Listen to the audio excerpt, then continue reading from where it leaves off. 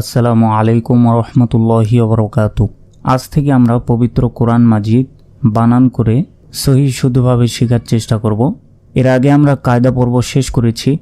যারা কায়দা পর্বগুলো এখনও শেষ করেননি, আমাদের চ্যানেলের ভেতর কোরআন মাজিদ শিক্ষার পূর্ণাঙ্গ কোর্স রয়েছে।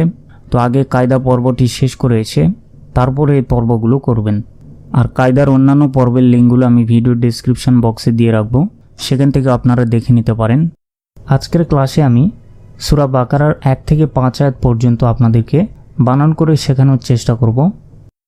তো চলুন শুরু করা যাক। বিসমিল্লাহির রহমানির রহিম।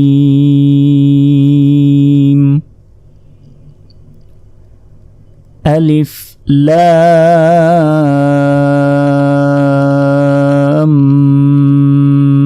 মিম।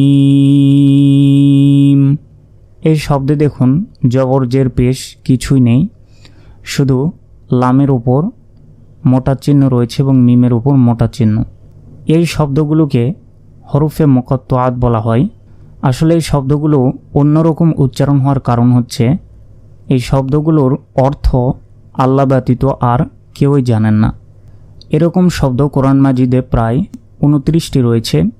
যেমন আলিফ লাম মিম এখানে রয়েছে, অনেক জায়গায় আলিফ লাম র, তারপর সদ, অনেক জায়গায় নুন, এরকমভাবে দেয়া থাকে।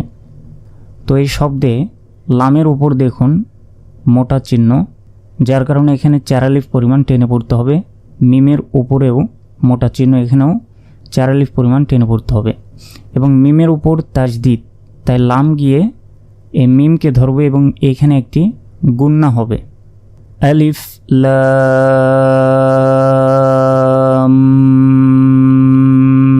মিম। আর এই গোল চিহ্ন এটা হচ্ছে ওয়াকফ, অর্থাৎ থামার স্থান। এরপর দেখুন জাল খারা জবর, জা খারা জবর থাকার কারণে 1 আলিফ, লাম জেল্লি, জালি। কাফ গিয়ে সরাসরি লামকে ধরবে, কারণ এই মাঝখানের আলিফের উপর জবর জের পেশ কিছু নেই, তাই কাফ গিয়ে সরাসরি লামকে ধরবে। কাফ লাম জবর কাল, জালি কাল। কাফ জের কি, তা খারা জবর তা, 1 আলিফ, বা পেশ বু, কিতাবু, যালিকাল কিতাবু। এরপর লাম আলিফ জবর লা, 1 আলিফ, রয় জবর রয়, লা রয়, বা জবর বা, লা রয় বা। এরপর এখানে দেখুন ওয়াকফের মতো দেখা যাচ্ছে। তো উপরে যদি 3টি এরকম ফোঁটা থাকে তাহলে পরেরটি তো ওয়াকফ করবেন। তো পরেরটি দেখুন ফাইয়াজের ফি, ফাইয়াজের ফি, হাজের হি, ফি হি। এরপর দেখুন এখানে ওয়াকফ করার একটি স্থান রয়েছে। তো এইখানে যদি আমরা ওয়াকফ করি তাহলে বলতে হবে ফি, 3 আলিফ টান। এবং এই হার পরে আমরা ওয়াকফ করেছি, সেজন্য হায়ের উপরে একটি সাকিন হিসাবে আমাদেরকে এটি উচ্চারণ করতে হবে। তাহলে ফি যালিকাল কিতাবু লা রাইবা ফি। এক নিঃশ্বাসে এখন বলতে হবে যালিকাল কিতাবু লা রাইবা ফি। এরপর লক্ষ্য করুন হাফেশ হু, দাল লাম জবর দাল, হুদাল।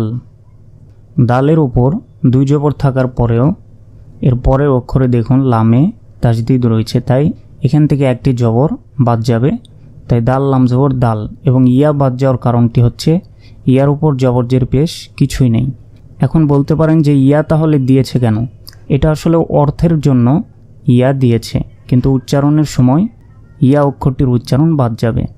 তাহলে দাল লাম জবর দাল, হুদাল, লাম লামজের লিল, হুদাল লিল, মিম তা পেশ মুত, তা জবর তা, মুত্তা কফ ইয়াজের কি, নুন জবর না, মুত্তাকিনা।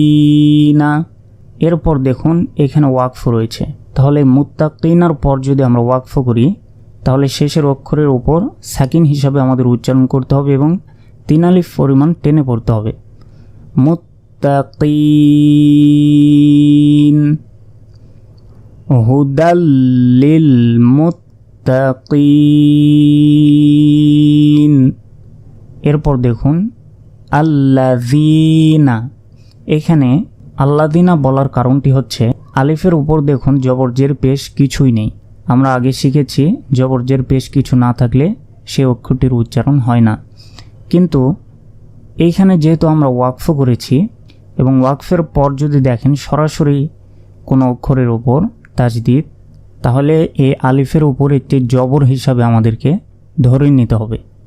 আর এই আলিফের উপর জবরজের পেশ না দেওয়ার কারণটি হচ্ছে আমরা যদি এখানে ওয়াকফ না করতাম তাহলে মুত্তাকিনাল্লাযীনা এভাবে পড়ে যেতাম, এই নুন গিয়ে সরাসরি এই লামকে ধরতো, কিন্তু আমরা এখানে ওয়াকফ করেছি যার কারণে এই হামজার উপর একটি জবর ধরে নিতে হবে।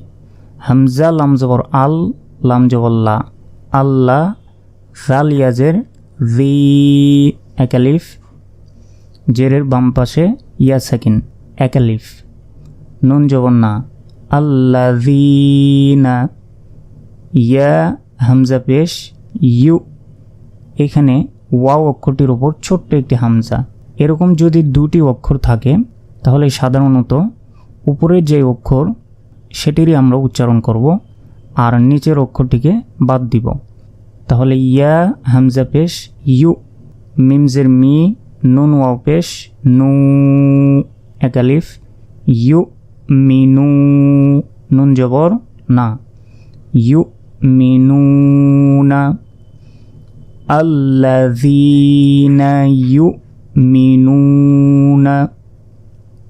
এরপর বাগে লামকে ধরবে, বা লামজের বিল, গইন ইয়া জবর গই, বিল গই, বাজের বি, বিল গই বি, ওয়াও জবর ওয়া, ইয়া পেশ ইউ, ওয়াইউ, কফ ইয়াজের কি, ওয়ায়ুকি, মিম ওয়াও পেশ মু, ওয়ায়ুকিমু। নুন গিয়ে সদকে ধরবে, কারণ আলিফ এবং লামের উপর জবরজের পেশ কিছুই নেই, তাই এটি বাদ। নুন সদ জবর না, সদ জবর স, ওয়ায়ুকিমুনা স, লাম খারা জবর লা, এক আলিফ, তা জবর তা, সলাতা, ওয়াও জবর ওয়া, মিম মিমজের মিম, এটা হচ্ছে ওয়াজিব গুন্না। গুন্না এখানে দেখুন কালার করে দেওয়া রয়েছে, এরকম কালার যখন দেয়া থাকবে সেখানে গুন্না করে পড়তে হবে। মিম মিমজের মিম, মিম আলিফ জবর মা, ওয়া মিম মা, র জবর র, যা কফ জবর যা ক, যা ক। এখানে দেখুন লাল কালার দেওয়া রয়েছে কফে, কারণ এটি হচ্ছে কলকলার অক্ষর।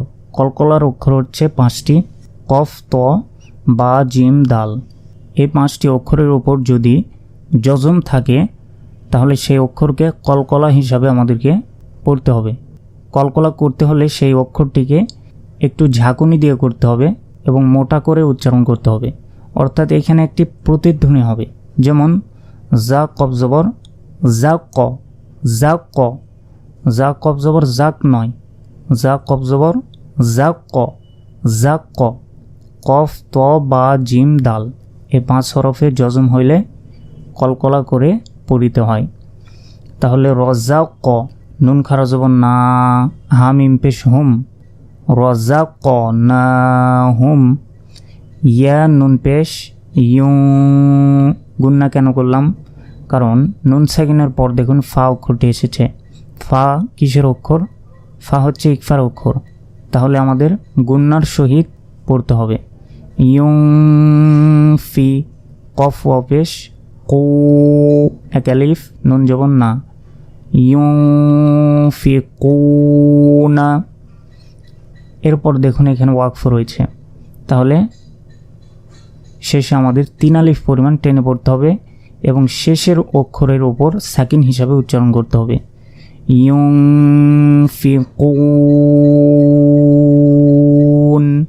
তাহলে আয়াতটা আবার দেখুন, আল্লাযীনা ইউমিনুনা বিল গায়বি ওয়া ইউকিমুনাস সালাতা ওয়া মিম্মা রাযাকনাহুম ইউনফিকুন। এরপর ওয়াও লাম জবর ওয়াল, লাম জবর লা, ওয়াল্লা, জাল ইয়াজের জি, ওয়াল্লাযী, নুন জবর না, ওয়াল্লাযীনা। ইয়া হামজা পেশ ইউ, মিম জের মি, ইউ মি, নুন ওয়া পেশ নু, নুন জবর না, ইউ মিনুনা। বাজের বি, মিম আলিফ জবর মা। এখানে 3 আলিফ টানার কারণ হচ্ছে মিম অক্ষরটির উপর দেখুন চিকন একটি চিহ্ন রয়েছে, সে চিহ্ন থাকলে 3 আলিফ পরিমাণ টেনে পড়তে হবে। তাহলে বিমা ওয়াল্লাযীনা ইউমিনুনা বিমা। হামজা নুন পেশ উ, জাজের জি, জি, নুন সাকিনের পর যা, যা হচ্ছে ইকফার অক্ষর, তাহলে এখানে আমাদের গুণনা করে পড়তে হবে জি। আর যেখানে ইকফার অক্ষর রয়েছে এভাবে নীল কালার দিয়ে দাগিয়ে দেওয়া রয়েছে, এখানে দেখুন ইউফি, তারপর জি, তারপর জি, এখানে আবার মিউ, সবগুলোতে এই কালার দিয়ে দাগিয়ে দেওয়া রয়েছে। আর যেগুলোতে লাল চিহ্ন দেওয়া রয়েছে সেগুলো হচ্ছে কলকলা, অর্থাৎ প্রতিধ্বনি হিসাবে আমাদেরকে সেগুলো উচ্চারণ করতে হবে। তো দেখুন হামজা নুন পেশ জাজের জি, জি, লাম জবর লা, জিলা, হামজাজের ই, লাম ইয়া জবর লাই, ইলাই, কাব জবর কা, ইলাইকা, ওয়াও জবর ওয়া, মিম আলিফ জবর মা, 3 আলিফ, কারণ উপরে চিকন চিহ্ন রয়েছে, ওয়ামা। এরপর হামজা নুন পেশ জাজের জি, নুন সাকিনের পর ইকফার অক্ষর যা, জি, লাম জবর লা, জিলা। এরপর মিম নুন জের মিউ, কফ বাজবর কব। কলকলার অক্ষর কয়টি? কলকলার অক্ষর 5টি, কফ, ত, বা, জিম, দাল। এই 5 অক্ষরের ওপর জজম হইলে সে অক্ষরকে কলকলা করে পড়তে হয়, অর্থাৎ প্রতিধ্বনির মতো উচ্চারণ হবে সেই অক্ষরটি। কফ বাজবর কব, কব, কব বাজবর কব নয় কিন্তু, কব বাজবর কব, কব। মিউ কব, লামজের লি, কাব জবর কা, মিউ কব লিকা। এখানে দেখুন ছোট্ট একটি জিম, অর্থাৎ এখানে আমরা ওয়াকফ করতে পারি। তাহলে ওয়াকফ করলে শেষ অক্ষরে সাকিন হিসাবে উচ্চারণ করতে হবে, মিন ক্বাবলিক। তারপর ওয়াও জবর ওয়া, বা লামজের বিল, ওয়া বিল, হামজা খারা জবর আ, ওয়া বিল আ, খজের খি, র জবর র, তাজের তি, ওয়া বিল আখিরাতি। হামিম পেশ হুম, ইয়া ওয়াও পেশ ইউ, হুম ইউ। কবজের কি, নুন ওয়াও পেশ নু, কিনু, নুন জবর না, কিনুনা। এখানে নু এক আলিফ, কিন্তু আমরা যদি মদের হরফের পরের অক্ষরে ওয়াকফ করি তাহলে আমাদের 3 আলিফ পরিমাণ টেনে পড়তে হবে, ইউকিনুন। وبالآخرة هم يوقنون والذين يؤمنون بما أنزل إليك وما أنزل من قبلك وبالآخرة هم يوقنون এরপর দেখুন হামজা পেশ উ, লাম খারা জবর লা, উলা, হামজা জের ইয়ে, কাফ জবর কা। এখানে লামের ওপর মোটা চিহ্ন, যার কারণে 4 আলিফ পরিমাণ টেনে পড়তে হবে। উলা ইকা, আইন জবর আ, লাম খারা জবর লা, আলা, হাফেশ হু, দাল মিম জবর দাম। এখানে দেখুন সবুজ কালি দিয়ে অক্ষরগুলি লেখা আছে, এটা হচ্ছে ঈদগামে বাগুন্না। ঈদগামে বাগুন্নার 4টি অক্ষরের মধ্যে মিম অক্ষরটি এসেছে, যার কারণে এটি আমাদের গুন্না সহ মিলিয়ে পড়তে হবে।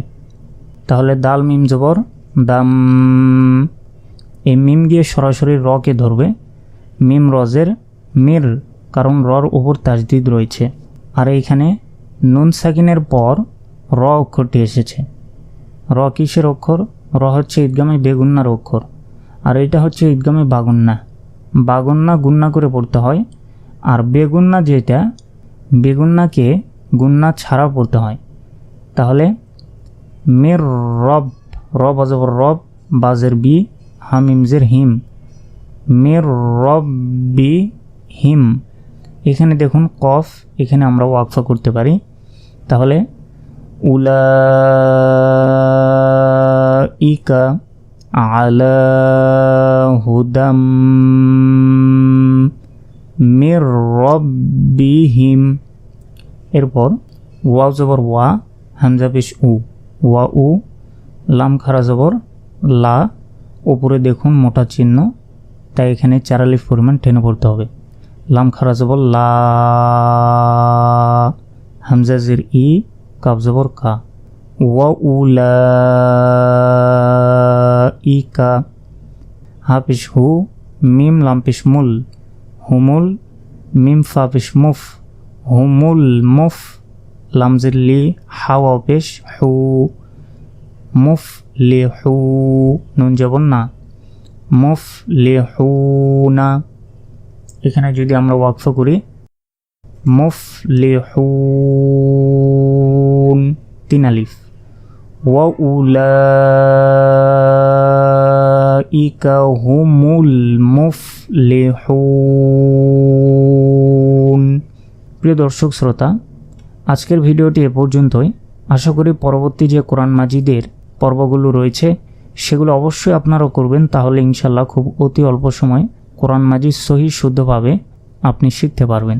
তো পরের সবগুলোই পর্ব আমাদের চ্যানেলের ভেতর পেয়ে যাবেন, তো অবশ্যই চ্যানেলটি সাবস্ক্রাইব করে রাখবেন এবং ভিডিওর ডেসক্রিপশন বক্সে আমি লিঙ্ক দেওয়ার চেষ্টা করব, সেখান থেকে আপনারা দেখে নিতে পারেন। তো ভিডিওটি ভালো লাগলে অবশ্যই লাইক করবেন। আজকের ভিডিওটি এ পর্যন্তই। আসসালামু আলাইকুম ওয়া রাহমাতুল্লাহি ওয়া বারাকাতুহু।